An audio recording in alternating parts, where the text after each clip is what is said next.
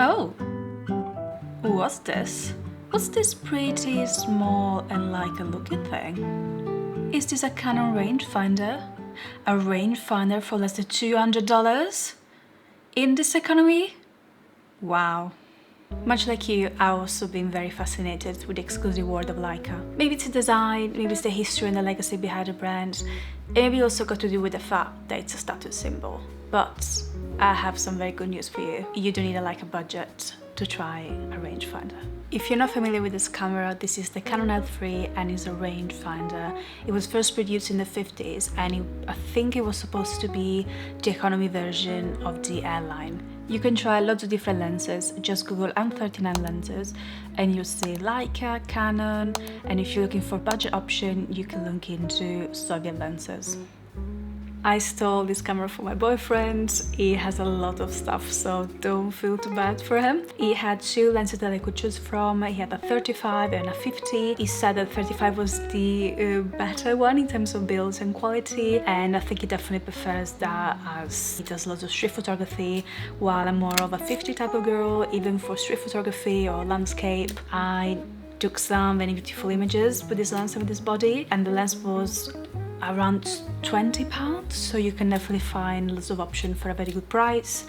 This was only $149. There is still the tag attached, but I had a quick look with a VPN on the American eBay. I saw lots of options for under $200. So the question is, why do I prefer rangefinders over SLRs?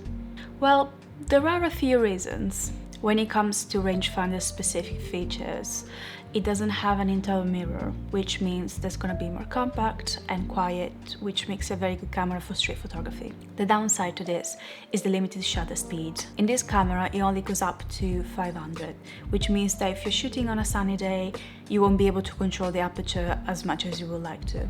But rangefinders have a larger viewfinder that's separate from the lens. This gives you a wider field of vision, making it easier to see your subject entering the frame and helping you anticipate your shot. I like viewfinders in rangefinders, but I also hate them sometimes. Since you're not looking through the lens, but through the viewfinder, if you forget your cap or you have your fingers in front of the lens, you won't notice until you get your film back. Anyway, enough of the boring technicalities. I'm gonna take you with me to South Manchester and we're gonna shoot some film together.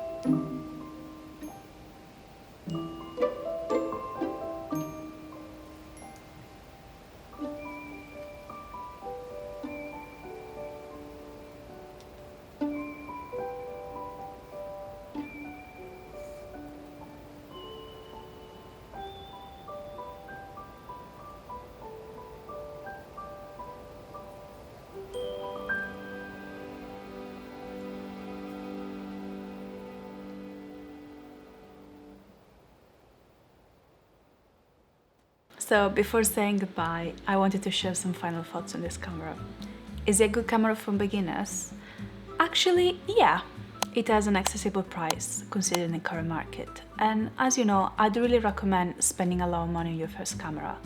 I've known lots of people that invest heavily in their first cameras, only for them to end up collecting dust on a shelf. And I don't want you to make the same mistake. While focusing can seem trickier at first, especially if you're used to digital cameras or to SLRs, once you get the hang of it, all your photos are gonna be on focus. Trust me. There are a couple of things worth mentioning. One is that it doesn't have a built-in line meter, so you have to use an app or trust your eyes. And second, it doesn't have a hot shoe, so if you like the flash look, you won't be able to achieve that with this camera. And as usual, trust me on this, always buy second-hand cameras from trusted shops. Even better if it's a local shop, so you can support your local businesses and you can get advantage of the warranty if the camera ends up having some problems. Thank you so much for watching. If you found this useful, please leave a like and subscribe, and I'll see you in the next one.